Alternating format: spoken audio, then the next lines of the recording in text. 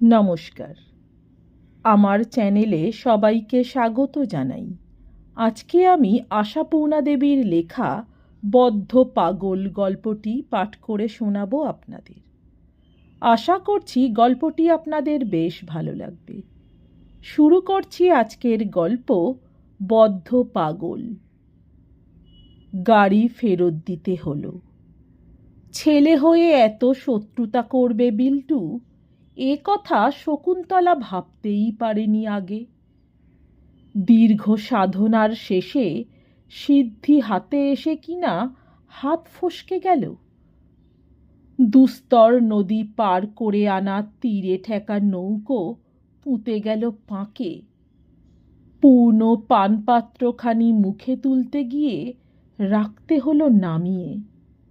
আর এর কারণ হলো কে? না, শকুন্তলার নিজেরই পেটের ছেলে। এ ক্ষোভ রাখবার জায়গা কোথা? গাড়ি ফেরত যাবার পর নাতি নিয়ে বেরিয়ে গেছেন নিশিকান্ত। ভয়ে, লজ্জায় আর দুঃখে মর্মাহত সন্তোষ কোথায় পালিয়েছে কে জানে। ননিবালা মনের আনন্দ গোপন করতে ভাঁড়ারে ঢুকে অকারণে শিশি, বোতল, হাঁড়ি, কলসি ইত্যাদি নিয়ে নাড়াচাড়া করতে লেগে গেছেন। আর শকুন্তলা কোনো দিকে না তাকিয়ে নিজের ঘরে এসে গুম হয়ে বসেছে। কার উপর রাগ ফলিয়ে মনের জ্বালা প্রশমিত করবে সে? নিজের ছেলেকে একটা চর বসিয়ে দেবারও অধিকার নেই বেচারার। মারা তো দূরের কথা, একটু ধমকে দেবারই কি জো আছে নাকি? তাহলে ছেলের ঠাকুমা ঠাকুরদা দুজনে দুদিক থেকে তেড়ে আসবেন শকুন্তলার চতুর্দশ পুরুষ উদ্ধার করতে। কারণ তাঁরা নাকি নাতিকে প্রাণের অধিক ভালোবাসেন।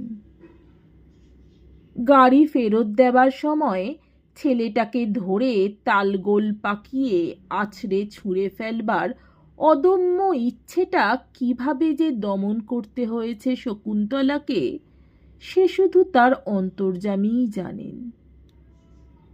অনেকক্ষণ ধরে নীরবে বসে ফুঁসতে থাকে শকুন্তলা। তারপর চারিদিকে একবার তাকিয়ে দেখে। দাদা শ্বশুরের আমলের বাড়ি। কালের চিহ্ন স্পষ্ট হয়ে উঠেছে জানলায়, দরজায়, দেওয়ালে। তবু এই দেওয়ালেরই সর্বাঙ্গে পেরেক পুঁতে পুঁতে টাঙানো আছে ৩৩ কোটি দেবদেবীর পট। যদিও কালের হাওয়ায় আর ধুলোয় ধোঁয়ায় দেবতারা প্রায় বিলুপ্ত, কে কোন মূর্তি বোঝা দায়। তাকিয়ে দেখল শকুন্তলা। দেওয়ালগুলো ক্ষত বিক্ষত, মাথার উপর দোদুল্যমান বিছানার চালি, দেওয়ালের কোণে কোণে জলচৌকি, আর বেঞ্চের উপর থাকে থাকে সাজানো ট্রাঙ্ক, সুটকেস, ক্যাশবাক্স। এ পাশে চৌকিতে এই বিছানা। শকুন্তলা বসে আছে যেখানে। কয়েকটা দিন সন্তোষ এসেছে বলে আপাতত সে শয্যায় কিছুটা সমারোহের আভাস। কিন্তু সে সমারোহ মিলিয়ে যাবে, আজ নয়তো কাল। সন্তোষ চলে যাবে, পড়ে থাকবে শকুন্তলা, পড়ে থাকবে শকুন্তলার শ্রীহীন শয্যাহীন একক শয্যা। বিল্টু, অর্থাৎ যে ছেলের জন্যে এই বিরক্তিকর পরিবেশে আটকে থাকা, সেও তো মায়ের বিছানার ধারে কাছে ঘেঁষে না। দাদু দিদা নইলে তার সব কিছু অচল। ঈর্ষা? হ্যাঁ, ঈর্ষাই হয় শকুন্তলার। শ্বশুর শাশুড়ি যে তাঁর ছেলেকে প্রাণতুল্য দেখেন, এতে তার আনন্দ নেই। ছেলেও যে তাদের প্রাণতুল্য দেখে, এইতেই শকুন্তলার জীবনের স্বাদ তিক্ত। মা কোলে নিতে গেলেই যে ছেলে, যাকে মেরে চুল ছিঁড়ে দিয়ে তুমি ঠাই বিথিরি পতা বলে পালিয়ে যায়। সে ছেলে নিয়ে বুকটা ভরে উঠবার অবকাশ কোথায়? অথচ তার জন্যেই এখানে বন্দি হয়ে থাকতে হবে শকুন্তলাকে। তার জন্যেই শকুন্তলার স্বর্গে যাবার গাড়ি ফেরত দিতে হলো। স্বর্গে? তাছাড়া আর কি? 5 বছর বিয়ে হয়েছে শকুন্তলার। 5 বছর এইখানেই পড়ে আছে। সন্তোষ থাকে কলকাতায় মেসে, ছুটি ছাটায় বাড়ি আসে। গতানুগতিক পল্লীবধূর ভূমিকা। বরাবর এই ভূমিকায় অভিনয় করে যেতে হবে শকুন্তলাকে, যে শকুন্তলা একদা কলকাতার দক্ষিণ উপকণ্ঠের একটি চৌকস মেয়ে ছিল। দুর্ভাগ্যক্রমে বিয়ে হতে হতেই বাপ গেলেন মারা। মা তো শৈশবেই গেছেন। অতএব পিত্রালয়ের পথ আর কুসুমাস্তীর্ণ রইল না। এদিকে আবার বিয়ে হতে না হতেই বউকে বাসায় নিয়ে যাবার প্রস্তাব করতে পারবে এমন চৌকস ছেলে সন্তোষ নয়। মা বাপের এক ছেলে, নিতান্তই নম্র বিনীত ভালো ছেলে। যদিও উপার্জন ভালোই করে, শহরে আলাদা সংসার পাতা শক্ত নয় তার পক্ষে। আর সেইখানেই শকুন্তলার যত আক্ষেপ। যেখানে সুখী হবার পক্ষে সত্যকার কোনো বাধা নেই, সেখানে কল্পিত একটা বাধা সৃষ্টি করে জীবনটা বরবাদ দিয়ে যাচ্ছে সন্তোষ। সঙ্গে সঙ্গে বরবাদ যাচ্ছে শকুন্তলার। এ ব্যবস্থা সত্যিই অসহ্য। বিয়ের পর প্রথমেই শকুন্তলা ঘোষণা করেছিল, আমি এখানে থাকতে পারবো না, হাঁপিয়ে মারা যাব। তখন সন্তোষ আশ্বাস দিয়েছিল, কিছুটা দিন মা বাবার সঙ্গে মা বাবার কাছে থাকো, নইলে ওরা বড় দুঃখ পাবেন, তারপর তো তুমি আর আমি। কিন্তু সন্তোষের হিসাব মতো কিছুটা দিন সাঙ্গ না হতেই এলো বিল্টু। এ ছেলের নাম বিল্টু না রেখে বিচ্ছু রাখাই উচিত ছিল। ছেলে তো নয় শকুন্তলার, যেন পূর্বজন্মের শত্রু। কি যে দাদু দিদা চিনল, তাদের কাছ থেকে নিয়ে যাওয়ার প্রশ্ন যেন উঠতেই পারে না। শকুন্তলা রাগ করে বলে, বেশ, তবে সকলকেই কলকাতায় নিয়ে যাও। সন্তোষ হেসে ওঠে, ওরা যাবেন দেশ ছেড়ে কলকাতার পায়রার খুপড়ি বাসায়, তাহলেই হয়েছে। কেন, দেশ ছেড়ে শহরে যায় না কেউ? যাবে না কেন, সবাই যাচ্ছে, কিন্তু ওরা অসম্ভব। এতে শকুন্তলার আরও গাত্রদাহ হতে পারে কিনা। ওরা অসম্ভব কেন? ওরা কি? সবাই যা পারে তা ওরা পারবেন না? কারণ কারণ ওরা হচ্ছেন ওরা। এছাড়া কারোর আর কি থাকতে পারে? ওরা পরিবার, খুপড়িতে গিয়ে থাকতে পারবেন না, তাই শকুন্তলাকেই চিরকাল পড়ে থাকতে হবে এই কবরখানায়। তাছাড়া আর কি? সুযোগ তো তাকে কবরে পুঁতে রেখে দিয়েছে। না, শকুন্তলা লড়বে। সন্তোষের ভালো ছেলে গিরি ঘুচিয়ে যাবেই কলকাতায়। দৃঢ় সংকল্প নিয়ে উঠে পড়ে লেগেছিল শকুন্তলা।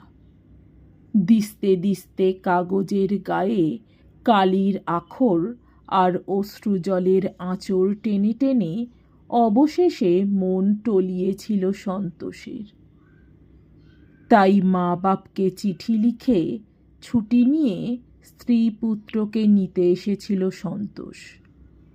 অবশ্য স্ত্রী পুত্রকে কাছে নিয়ে যাবার প্রস্তাবের সঙ্গে একদা লিখতে হয়েছিল সন্তোষকে, ঠিক তার পাশের ঘরেই এমন একটা লোক এসে ভর্তি হয়েছে যে হরদম কাশে, আর কাশিটা কেমন সন্দেহজনক। অতএব প্রাণ ভয়ে ভীত সন্তোষ মেসের বাস তুলে দিয়ে একটা ছোট্ট ফ্ল্যাট ভাড়া নিয়ে ফেলেছে, আর তার প্রতিফল স্বরূপ খাওয়া দাওয়ার ব্যাপারে কষ্টের এক শেষ হচ্ছে।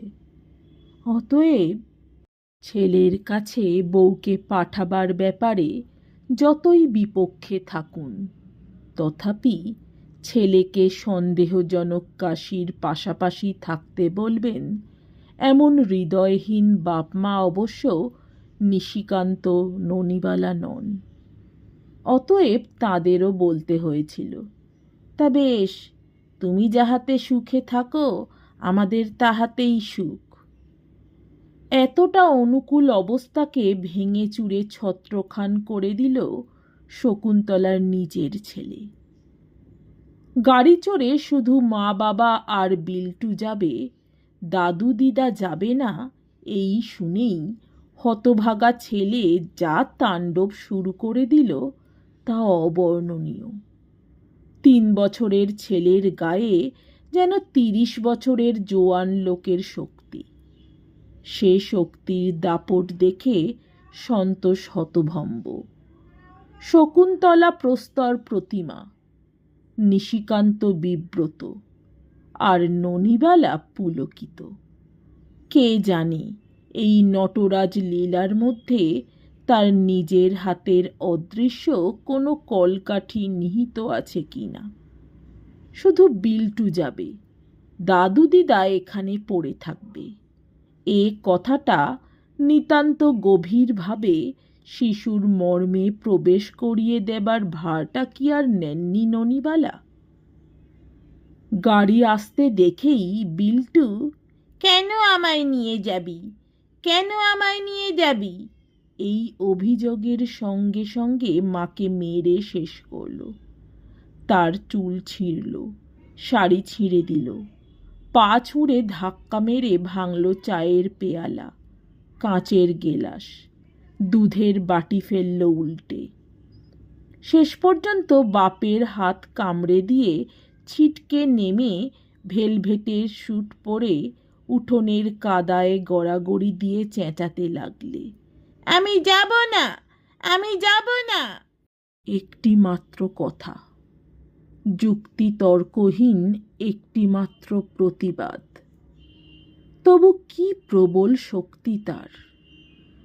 পাড়ার লোক জড়ো হয়েছিলেন বিস্তর, শকুন্তলার পতিগৃহে যাত্রা দেখতে নয়, বিল্টুর তারস্বর চিৎকারে।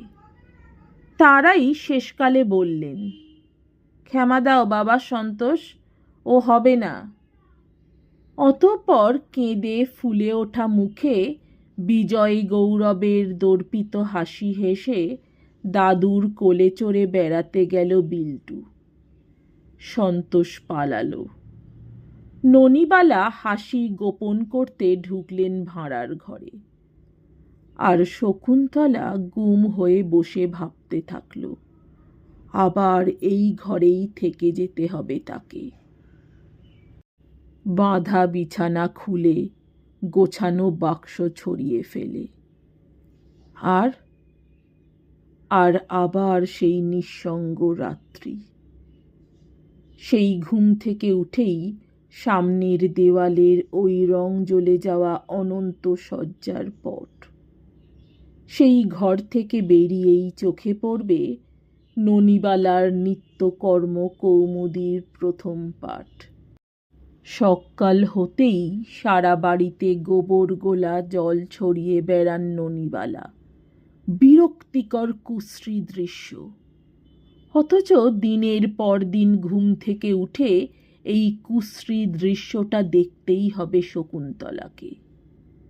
কোথায় সেই কল্পনার স্বর্গ শকুন্তলার, যেখানে সকালের আলো এসে পড়া জানলার ধারে ছোট্ট একটি বেতের টেবিল আর দুখানি বেতের চেয়ার পেতে বসবে চায়ের আসর, যেখানে ভরন্ত পেয়ালার সোনালি চায়ের মতোই ছলকে উঠবে ভরন্ত হৃদয়ের সোনালি চাঞ্চল্য।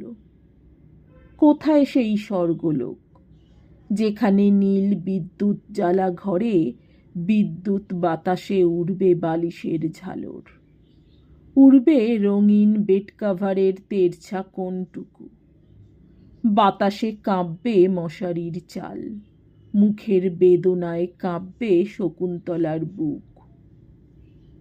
সাদা দেওয়ালের কোথাও কোনোখানে থাকবে না চিহ্ন, সেখানে শুধু ঘুম থেকে উঠে সামনেই রবীন্দ্রনাথের আজানুলম্বিত আলখাল্লা পরা দাঁড়ানো ছবি একখানি, আর কোণের দিকে শকুন্তলার সেতার, যে সেতারটা এখানে মাকড়সার ঝুলে ভর্তি হয়ে চৌকির তলায় পড়ে আছে। এ স্বর্গ এখনই গড়া যায়, এ স্বর্গের চাবি আছে সন্তোষের হাতে। আলো জ্বালা হয়নি? ছোট্ট এই প্রশ্নটুকু ধ্বনিত হলো অন্ধকার ঘরে। হো, তাই তো। কোন ফাঁকে গোধূলির আলো নিভে গিয়ে রাত নেমেছে পৃথিবীতে, খেয়াল হয়নি।